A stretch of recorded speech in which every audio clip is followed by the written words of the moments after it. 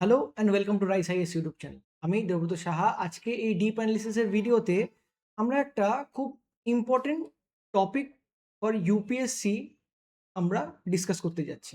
যে টপিকটার টাইটেল কি? Supply chain resilience.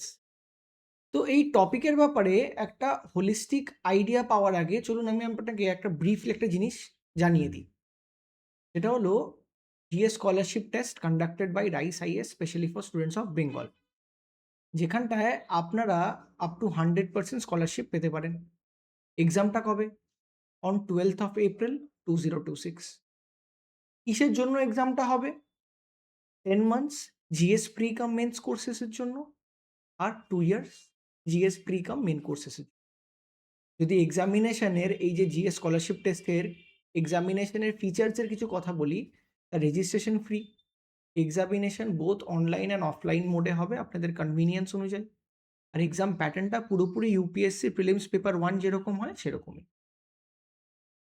তো আপনারা যদি এটার জন্য এখনই এই মুহূর্তেই যদি রেজিস্টার করতে চান, তবে আপনাদের স্ক্রিনের রাইট হ্যান্ড সাইডে যে কিউআর কোডটা আছে সেটাকে স্ক্যান করে ডাইরেক্টলি আপনারা রেজিস্টার করতে পারেন। আর যদি আপনাদের মনে হচ্ছে যে না আপনাদের আর কিছু ডাউট আছে যেগুলো ক্লিয়ার করে নিলে খুব ভালো হয়, তবে আপনারা রাইস আইএস ওয়েবসাইটে গিয়ে বা the given number phone number যেটা দেওয়া আছে সেখানটা ফোন করেও ফিল ফ্রিভাবেও আপনাদের ডাউটগুলোকে ক্লিয়ার করতে পারেন রিগার্ডিং দিস টেস্ট। এছাড়াও any other doubts about UPSC examination. With that, let's directly jump into the topic. তো এই যে টপিকটা সাপ্লাই চেইন রেজিলিয়েন্স, এটা যে আপনাদেরকে পড়তে হতো, আপনারা what to read from today's Hindu news paper থেকে জেনে গেছিলেন। আর সেই related content English as well as বাংলাতেও পেয়ে গেছিলেন বাই আফটারনুন। এখন চলুন এই কন্টেন্ট রিলেটেড কিছু আমরা ডিসকাশন করে নিই যাতে একটু বেটার আন্ডারস্ট্যান্ডিং হয়। তো ডিসকাশনের শুরুর আগে সবার প্রথম যেরকম আমরা আগেই ম্যাপ করে নিই যে কোথায় হেল্প করবে এটা আমাদেরকে। এটা আমাদেরকে ইউপিএসসি জিএস পেপার 2-তে হেল্প করবে, পেপার 2-তে পলিটিতেও হেল্প করবে, পেপার 2-তে আইআরেও হেল্প করবে। আমরা দেখবো এখানে একটা আইআরের প্রসপেক্টিভ আর কিন্তু খুব কারেন্ট এই রিলেটেড একটা মেন্সে প্রশ্নও এসছে। তো কারেন্টে যদি মেন্সে প্রশ্ন এসে থাকে, প্রশ্নটা কি? 10 নম্বরের প্রশ্ন, কোশ্চেন নাম্বার 9 অফ 2024। কি বলছে প্রশ্নটা? The West is fostering India as an alternative to reduce dependency on China's supply chain and as a strategic ally to counter China's political and economic dominance. Explain this statement with example. 10 marks, 150 words. তো এখানটায় যে একটা বড় part যেটা supply chain নিয়ে কথা হচ্ছে, সেই যে আন্ডারলাইন থিমটা সেটাকে আমরা আজকে এখানটায় এই টপিকটার মাধ্যম দিয়ে কভার করব। মডেল প্রশ্নটা দেখতে পাচ্ছেন। তো যখন কভার করব, তো আমরা এটাও বুঝতে পারছি যে এই সাপ্লাই চেন রেজিলিয়েন্সের দুটো পার্ট, একটা সাইডে সাপ্লাই চেন আর একটা সাইডে রেজিলিয়েন্স। তো ব্রেক করে দুটোর ইন্ট্রোডাকশন দেখে নিই। তো সবার প্রথমে আমি যদি সাপ্লাই চেনের ইন্ট্রোডাকশন বা ডেফিনেশন দেখি, এর ডেফিনেশনটা এরকম হতে পারে: supply chain is a network from producing, distributing to consumption.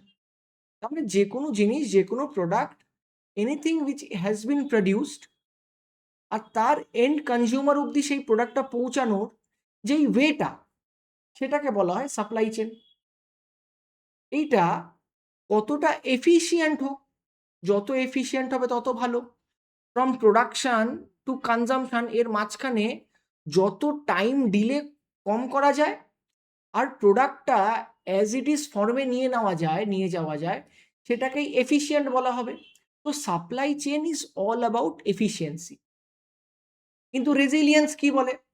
আমরা যদি সাপ্লাই চেন আর রেজিলিয়েন্সের কথা বলি, resilience can be anything, the ability of anything to anticipate, to absorb, to adopt and to recover from that given scenario. তবে এই দুটো সিচুয়েশনকে বা দুটো ডেফিনেশনকে যদি ক্লাব আপ করে আমরা দেখি, supply chain resilience is the ability to anticipate, absorb, adapt and recover from disruption that can happen from geopolitical, climate, pandemic or any other unseen circumstances. তো whereas supply chain যেটা was more concentrating into efficiency, আমরা দেখছি supply chain resilience is more মানে more considered about resiliency, তার মানে যাতে এই শকগুলো in unavoidable সার্কামস্ট্যান্সেসগুলোকে কি করে আমরা হ্যান্ডেল করতে পারবো। তবে আমরা দেখতে পাচ্ছি দেয়ার ইজ আ শিফট, যদি আমরা সাপ্লাই চেন আইডিয়া থেকে সাপ্লাই চেন রেজিলিয়েন্সে যাই, there is a shift from just in time, যেরকম এফিসিয়েন্সিতে বলছিলাম, to resilience just in case. যখন জাস্ট ইন কেসের মতন কেস হবে, ধরুন কোনো সময় কোনো একটা আনএন্টিসিপেটেড কোনো একটা কিছু হয়ে গেল, কোনো একটা কিছু হলো, সেটার এগেনস্টে অ্যাবজর্ব করার জন্য, সেটাকে অ্যাডপ্ট করার জন্য, বা সেটার থেকে রিকভার করার জন্য যেই সাপ্লাই চেনটা থাকবে সেইটাকে আমরা বলবো সাপ্লাই চেন রেজিলিয়েন্ট। তো আমরা একটা ফেয়ার ইন্ট্রোডাকশন দেখে নিলাম অ্যাবাউট সাপ্লাই চেন রেজিলিয়েন্স কি। তো it is all about ability to anticipate, absorb, adapt and recover from any unseen circumstances. তো এইটা ইন্ডিয়ার জন্য কেন ইম্পর্টেন্ট? ইন্ডিয়ার এই ইম্পর্টেন্টটা আমরা 5টা ভাগে দেখব, আর ফর ইওর বেটার আন্ডারস্ট্যান্ডিং যেটা কন্টেন্টে সেক্টর ওয়াইজ দেওয়া আছে, এই দুটোকে একসাথে আমরা ক্লাব আপ করব। তো আমরা যদি প্রথমটা দেখি, উই উড সি যে কেন ইম্পর্টেন্টে দি ফার্স্ট পার্ট ইজ কেন কি আমরা ইনফ্লেশন ইম্পোর্ট করি, আর এই ইম্পোর্ট ইনফ্লেশনকে এই সাপ্লাই চেন রেজিলিয়েন্স কোথাও না কোথাও শিল্ড করবে। কিরকম করে? আমরা যদি দেখি আমাদের 85% of crude oil is bin imported and we are dependent on that. তার সাথে যদি এক একটা ক্রুড অয়েলের ব্যারেলে যদি $10 করেও যদি বাড়ে, কেন কি আমরা জানি রিসেন্টলি স্ট্রেট অফ হরমোনসে আনসার্টেনটি চলছে, তো সেখানটা দাঁড়িয়ে যদি কস্ট বেড়ে যায় এই সাপ্লাই চেনের, তো সেখানটা দাঁড়িয়ে যদি $10ও যদি এই সাপ্লাই চেনের এই ব্যারেলের যদি দাম বাড়ে, আমরা দেখব তার একটা এফেক্ট আমরা কোথাও না কোথাও সিপিআইতে ইন্ডিয়াতে দেখতে পারবো, যেটাকে আমরা বলি কনজিউমার প্রাইস ইন্ডেক্স। কিভাবে? আমরা দেখতে পারবো অ্যারাউন্ড 30-40 বেসিস পয়েন্টস কিন্তু নড়ে যাবে, মানে হাইয়ার সাইড চলে যাবে। এদের ইম্প্যাক্ট কি করে হবে? এতে আমাদের কারেন্ট অ্যাকাউন্ট কিন্তু ডেফিসিট হবে, তার সাথে আমরা ফিসকাল ডেফিসিটও হবে। কেন? কেন কি এই ফিউলের সাথে তো অনেক ফার্টিলাইজার বা সাবসিডি রিলেটেড আছে, ফার্টিলাইজার সাবসিডি, কেন কি এইসব ফার্টিলাইজার তো এই ফিউল থেকে হবে। তো যখন ফিউলের কস্ট বাড়বে, গভর্নমেন্ট যখন তার এগেইনস্টে সাবসিডি দেবে, তো অটোমেটিক্যালি ফিসকাল ডেফিসিট বাড়বে, তার সাথে কারেন্ট অ্যাকাউন্ট ডেফিসিটও কিন্তু ব্রডেন হবে। এখানটায় যদি আমরা স্পেসিফিক্যালি একটা সেক্টর দেখি, যেটা হলো এনার্জি সেক্টর। এই এনার্জি সেক্টরের কিন্তু সেম যেই পয়েন্টটা আমরা দেখলাম, তার সাথে কিন্তু খুব ভালনারেবিলিটি অ্যাটাচ করা আছে। প্রথম কি আমরা দেখব যে কোথাও না কোথাও যেরকম বলছিলাম 85% যখন আমরা অয়েল ইম্পোর্ট করছি, আমাদের কিন্তু stock is only for 9 to 10 days. তার মানে যেই আমাদের কাছে রিজার্ভ আছে অয়েলটার, সেটা ইজ ফর 9 to 10 ডেজ। তার মানে যদি সাপ্লাই চেনে কোথাও না কোথাও ডিসরাপশন হয়, তো আমরা কতক্ষণ পর্যন্ত আমাদের অয়েলটাকে সাস্টেন বা একদম ফ্লোটাকে মেনটেন করতে পারবো? For 9 to 10 days. তো এই ব্লকেটটা 9 to 10 ডেজের মধ্যে খুলে গেলেই আমাদের আবার যেই রিজার্ভটা আছে সেটা আবার ফুলফিল হবে। যদি এরকম না হয়, যদি 9 to 10 ডেজের মধ্যে যদি না হয়, যেরকম এই ক্ষেত্রে হচ্ছে স্টেট অফ হরমোনস আমরা দেখতে পাচ্ছি যে চোক পয়েন্ট হচ্ছে, সেখানটায় কি হবে আমরা দেখতে পারবো অটোমেটিক্যালি কিন্তু একটা ইনফ্লেশন আসবে ইন্ডিয়াতে, যেটাকে আমরা বলবো ইম্পোর্টেড ইনফ্লেশন। তো এখান থেকে বেরিয়ে আসার জন্য সলিউশন কি?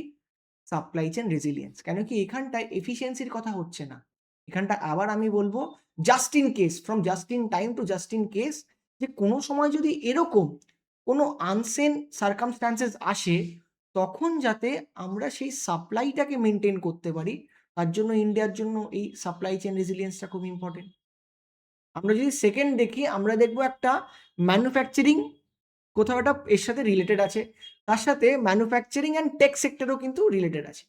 তো সবার প্রথমে যদি আমি ম্যানুফ্যাকচারিংকে স্পেসিফিক্যালি টার্গেট করি, আই উড সি যে দো India is a very strong in downstream Assembly's মানে ধরুন যে কোনো একটা প্রোডাক্ট যখন বানানো হয়, সেই প্রোডাক্টটা যেটাকে আমরা আজকে বক্স হিসাবে দেখতে পাচ্ছি, এটা তো প্রথমেই তো বক্স ছিল না। এর মাল্টিপল পার্টস মাল্টিপল জায়গায় প্রডিউস করা হয়েছিল, বানানো হয়েছিল। সেইগুলোকে একটা জায়গায় সাপ্লাই চেনের মাধ্যম দিয়ে নিয়ে এসে সেটাকে অ্যাসেম্বল করা হয়েছে। তো এই অ্যাসেম্বলি পার্টের মধ্যে কিন্তু ইন্ডিয়া খুব স্ট্রং। whereas আমরা যদি দেখি এই manufacturing of this small units, যেটাকে আমরা মিড স্ট্রিম বলি, সেখানটায় কিন্তু ইন্ডিয়া কোথাও না কোথাও উইক। এতে কি হচ্ছে? We are dependent on China. Example, API, active pharmaceutical ইনগ্রিডিয়েন্টসের ক্ষেত্রে আমরা কিন্তু চায়নার কাছে খুব ডিপেন্ডেন্ট। তার জন্য তার সাথে সাথে ইলেকট্রনিক্সে আপনারা জানেন, ইলেকট্রনিক্সে সবসময় সব কিছুই আউট অফ 10 7টাই প্রোডাক্ট দেখি আমরা মেড ইন চায়না। সেখান থেকে অলরেডি মেক ইন ইন্ডিয়াতে শিফট করছি আমরা। তাতে আমরা এতে সেক্টরের একটা প্রবলেম দেখতে পাচ্ছি।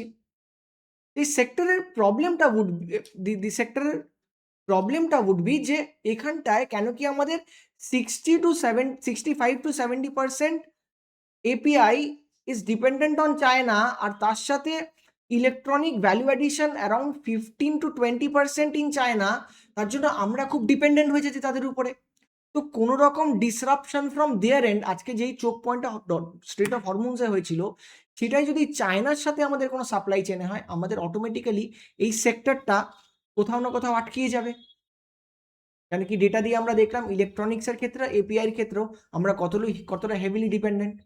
তার জন্য আবার আমাদের একটা এরকম সাপ্লাই চেন দরকার যেটা would not only be just in time to just in case, at the same point of time আমরা যাতে over the period of time China থেকেও সরে এসে ইন্ডিয়ার মধ্যে এই জিনিসগুলো করতে পারি, সেটাও আমরা পরের দিকে দেখব। আমরা যদি থার্ড পয়েন্ট দেখি, উই উড সি এটা কোথাও না কোথাও একটা strategic on a bigger global perspective, একটা স্ট্র্যাটেজিক অটোনমির উপরেও কোশ্চেন করছে, যেখানটা আমরা দেখব যে এই রকমের ওভার ডিপেন্ডেন্সি কিন্তু কোথাও না কোথাও ইকোনমিক কোহারশন রিস্কের মধ্যে হয়ে যায়। অনেক ক্ষেত্রেই আমরা দেখি যখন কোনো কান্ট্রি একটা অন্য কান্ট্রির উপরে ডিপেন্ডেন্ট থাকে অন সার্টেন প্রোডাক্টস, তখন ওই রকমের ডিপেন্ডেন্স কিন্তু অটোমেটিক্যালি কোহারশনের উপরে শিফট করে। যেরকম ইউএসএর এক্সাম্পল, ইউএসএ ইউজুয়ালি সব নিজের পার্টনার্সের আর্ম টুইচ করে যারা যারা তার সাথে ট্রেড করে। তো যখন এরকম ইউএসএ করবে, তখন অটোমেটিক্যালি যখন এরকম সিচুয়েশন আসবে, ইউএস আবার তাদের আর্ম টুইচ করে তাদের অটোনমিতে কোথাও না কোথাও ইম্প্যাক্ট প্লে করবে। At the same point of time আমরা আরেকটা পয়েন্ট এখানটায় দেখব যে এই যে সেফগার্ডিং স্ট্র্যাটেজিক অটোনমিতে একটা এজ যেটা ইন্ডিয়া পাবে যদি স্ট্র্যাটেজিক আমাদের যদি সাপ্লাই চেন রেজিলিয়েন্ট থাকে, সেটা হলো চায়না+1। ওই চায়না+1 কি আমরা দেখছি এরকম একটা ফিলসফি যেখানটায় কোম্পানিজরা চায়নাতে তো নিজের প্রোডাকশন এস্টাবলিশ করছেই, তার সাথে ইন কেস ফর সেফটি অন্য দেশের মধ্যেও প্রোডাকশন কিন্তু নিজে শিফট করছে। কেন কি ইন কেস যদি চায়নাতে কিছু প্রবলেম হয়, তারা যাতে ওখানটা শিফট করতে পারে। তো আমাদের যদি সাপ্লাই চেন রেজিলিয়েন্ট থাকে, ফার্স্ট অফ অল আমাদের অটোনমি তো থাকবে, সেকেন্ড অফ অল এই যে চায়না+1 যে পলিসি আছে, এখান থেকে আমরা খুব হেল্পফুল হতে পারবো, আমরা খুব গেন করতে পারবো। যেখানটায় চায়নার থেকে যখন কোম্পানিজরা অন্য দেশে ভাববে যে তাদের প্রোডাকশনগুলোকে এস্টাবলিশ করবে, তখন India would be their first preference. যেরকম একসময় ইউএসএর থেকে চায়নাতে গেছে, চায়নার থেকে ইন্ডিয়াতে আসবে। আমরা যদি ফোর্থ পয়েন্ট দেখি, এটা কোথাও না কোথাও গ্রিন ট্রানজিশনের থেকেও রিস্ক যেটা আছে সেখানটাও আমাদেরকে সেফগার্ড করবে। উদাহরণ আমি যদি দেখি, আমরা বারবার কিন্তু খুব অয়েল ডিপেন্ডেন্ট, একটা জায়গায় ছিল ওভার ডিপেন্ডেন্ট থার্ড পয়েন্টে, ফোর্থ পয়েন্টে দেখছি আমরা কিন্তু খুব অয়েল ডিপেন্ডেন্ট। তো অয়েল ডিপেন্ডেন্ট থেকে সরে আসার জন্য নিউ আইডিয়া কি? Mineral dependency.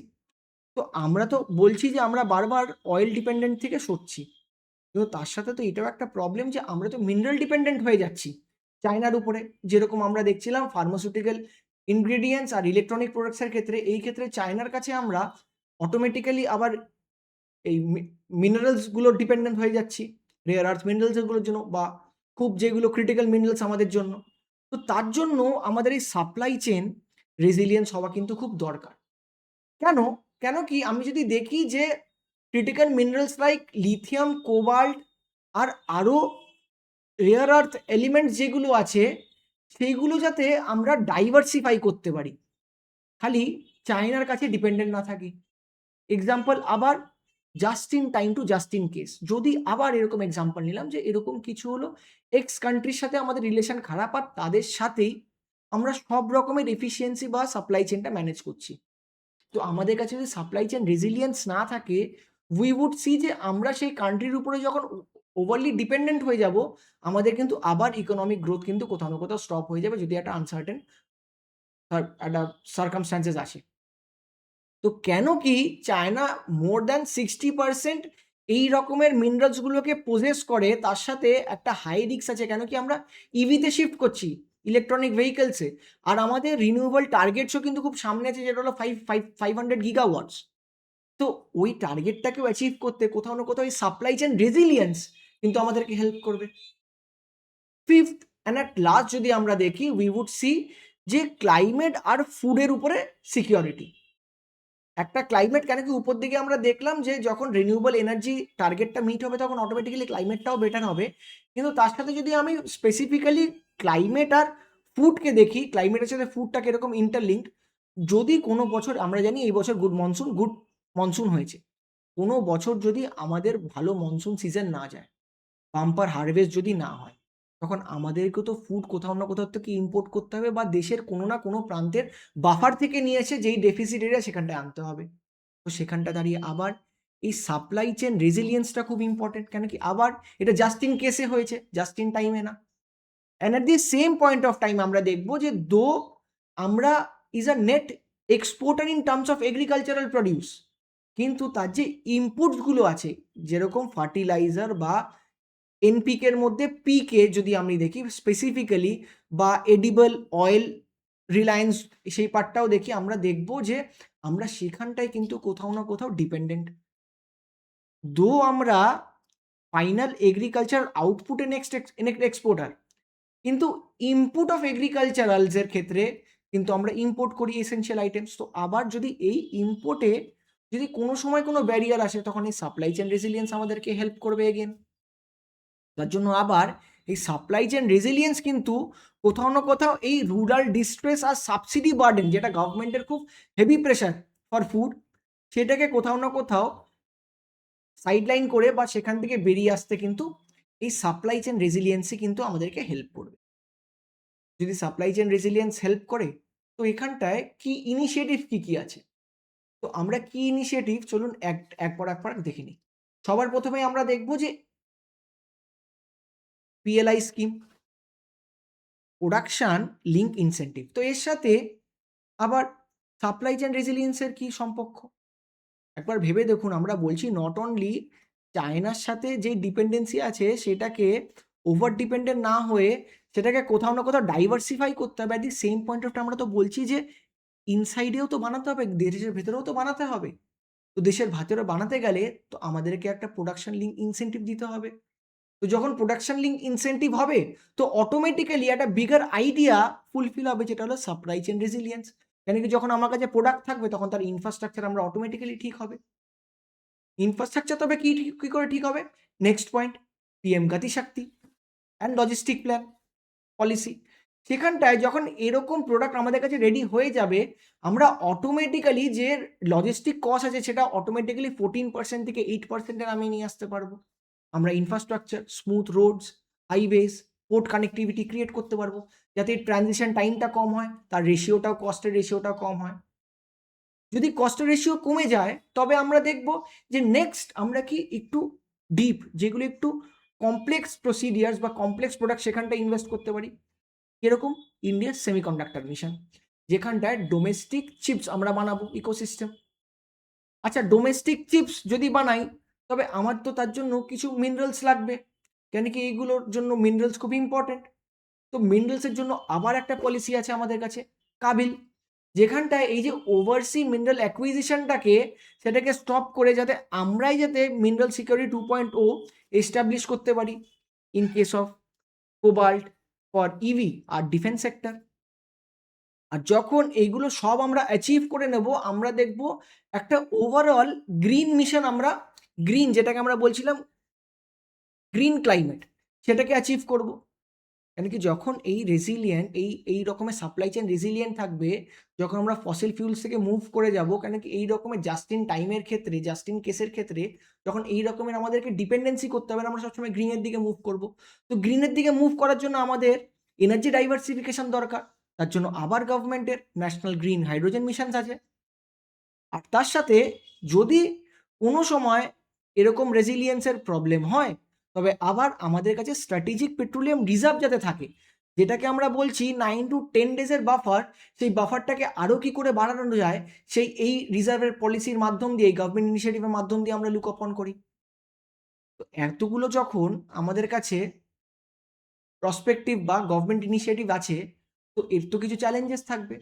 তো চ্যালেঞ্জেসগুলো দেখার আগে আমরা একটা গ্লোবাল ট্রেন্ড, যেটা এই মাধ্যমেই আমি আপনাকে বুঝিয়ে দিয়েছিলাম, তবু একটা গ্লিমস আইডিয়া দিতে, যাতে চ্যালেঞ্জেসগুলো আরও বেটার বুঝতে পারি। আমরা 3টে গ্লোবাল একটা ট্রেন্ড দেখতে পাচ্ছি। প্রথম ট্রেন্ড, যেটা এইবারের ইকোনমিক সার্ভেও বারবার করে পয়েন্ট আউট করেছে, যে the the world is shifting from near shoring to friend shoring. Near shoring কি? যেরকম ভেবে দেখুন, ইন্ডিয়া আর চায়না কিন্তু খুব পাশাপাশি, কিন্তু whereas তারা এক দুজনের সাথে, বা লেটস সাপোজ এটাকে আরেকটু স্ট্র্যাটেজিক্যালি দেখতে গেলে, চায়না আর তাইওয়ান তারা খুব পাশাপাশি, কিন্তু তারা নিজেদের মধ্যে ট্রেড কিন্তু করে না। whereas তাইওয়ান ইউএস এর সাথে ট্রেড করে। কেন? কেন কি তাইওয়ানের বন্ধু ইউএস। তো এই শিফটটা আমরা দেখতে পাচ্ছি পুরো গ্লোবাল প্রসপেক্টিভে, যেখানটায় the world trade is shifting from near shoring to friend shoring. তো সেখানটা দাঁড়িয়ে ইন্ডিয়ার আবার হেল্প হবে এই সাপ্লাই চেইন রেজিলিয়েন্সে, যে ইন্ডিয়া কিন্তু একটা good ally of US and EU. তো সেখানটা দাঁড়িয়ে ফ্রেন্ড শোরিং ইন্ডিয়াকে হেল্প করবে আবার এই সাপ্লাই চেইন রেজিলিয়েন্সে।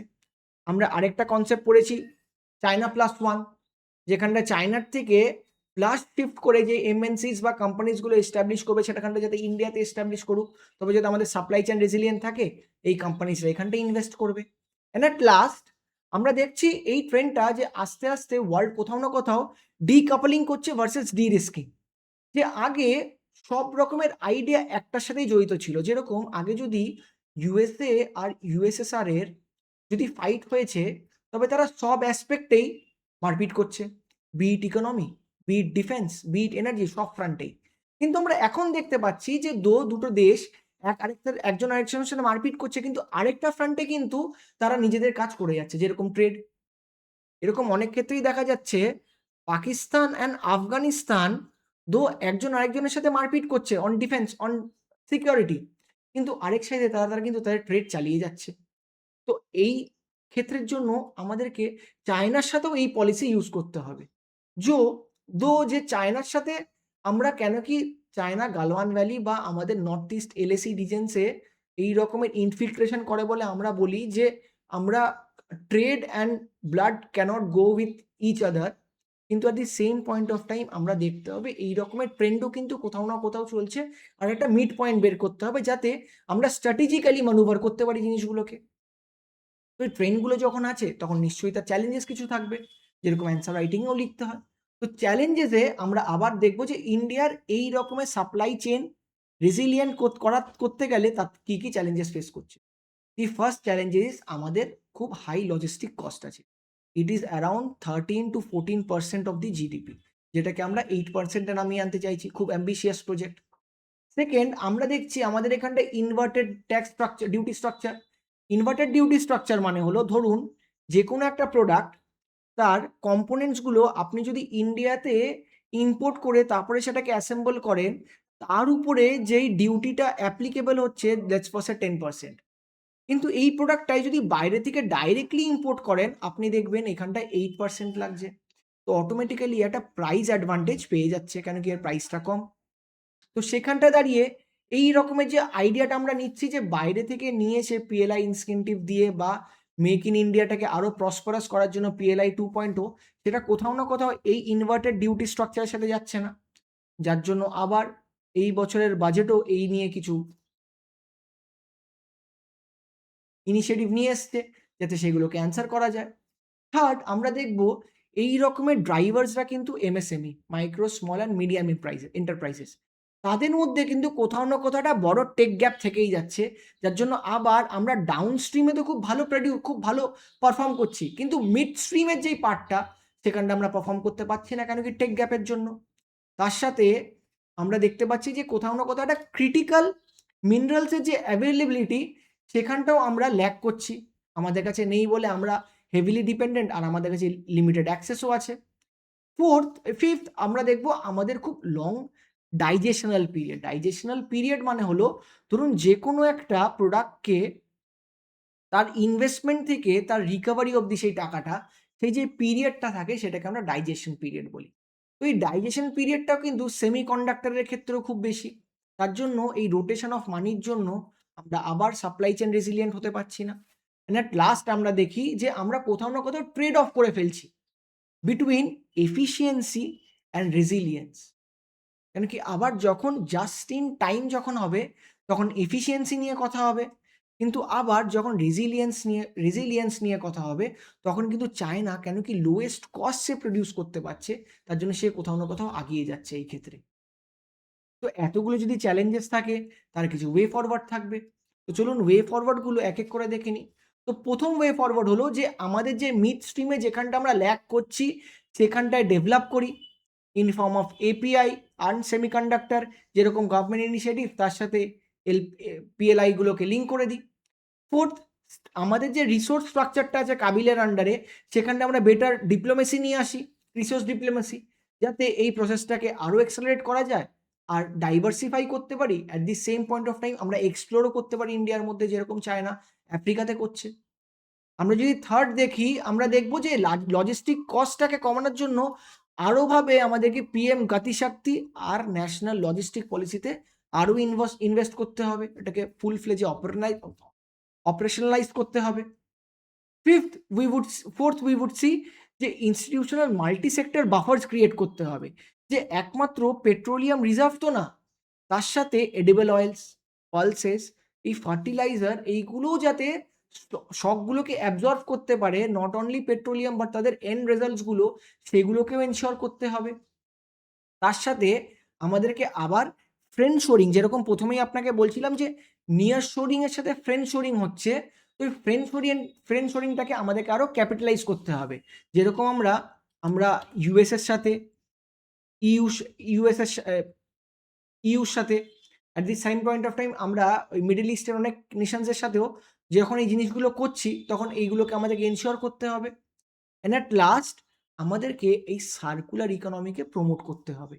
কেন কি সার্কুলার ইকোনমি তখনই প্রমোট হবে যখন আপনার সাপ্লাই চেন খুব রেজিলিয়েন্ট হবে। তো আবার প্রোডাক্টটা ওয়েস্ট থেকে ইউজ খুব ফাস্ট হবে, কিছুই ওয়েস্ট হবে না যখন রেজিলিয়েন্ট হবে। তখন এই আরবান মাইনিংটাকে to recover rare earth elements from the waste, যেই ওয়েস্টটা আমরা ওয়েস্ট ভেবে ফেলে দিচ্ছি, সেটাকে আবার রিসাইকেল করে ওয়েলথে কনভার্ট করতে পারবো। তো যখন ওয়েলথে কনভার্ট করতে পারবো, আবার সেটা কিন্তু আমার কোথাও না কোথাও সাপ্লাই চেন রেজিলিয়েন্সকেই দেখাচ্ছে। তো কনক্লুশন যদি আমরা দেখি, কনক্লুশনে আমরা একটা জিনিস ড্র করতে পারি যে India should move from price taker to price maker বা value maker. India should move from price taker to value maker বা প্রাইস মেকার। যখন ভ্যালু আপনি মেক করবেন, তখন অটোমেটিক্যালি আপনি নারেশন ঠিক করবেন তার প্রাইস কী হবে, যেটা will not only combine to itself but will also help the other parts like Atmanirbhar Bharat and global value chain resilience। কেন কি আমরা জানি যে আমরা গ্লোবাল সাউথের কিন্তু একটা বড় অ্যাডভোকেটার। তো ইন্ডিয়ার যদি ভ্যালু চেন যদি রেজিলিয়েন্ট হয়, সাপ্লাই চেন যদি রেজিলিয়েন্ট হয়, তবে অটোমেটিক্যালি গ্লোবাল ভ্যালু চেন কিন্তু রেজিলিয়েন্ট হবে। With this I would end this discussion। আর আপনারা যারা ভাবছেন যে বাংলাতে ইউপিএসসি মেন্স লিখবেন, তাদের জন্য এই সেম কন্টেন্টটা বাংলাতে আছে, যাতে আপনাদের লার্নিং আর কনসেপ্ট ক্ল্যারিটির মাঝখানে ল্যাঙ্গুয়েজের কোনো ব্যারিয়ার না থাকে, আর আপনারা যাতে মেন্সে ভালো নাম্বার ফেচ করতে পারে। With this I would conclude this session and I would hope যে এটা পড়ার পরে আপনাদের এই ইউপিএসসি প্রশ্নটাকে সলভ করতে পিওয়াইকিউটাকে একটু হেল্প হবে। আর যেই হেল্পটা হবে সেটা কিন্তু আপনারা বাকি হেল্পটা তখনই হবে যখন আপনারা অ্যান্সারটা লিখে রাইসআইএস ওয়েবসাইটে সাবমিট করবেন আর তারা একটা পজিটিভ ফিডব্যাক নেবেন।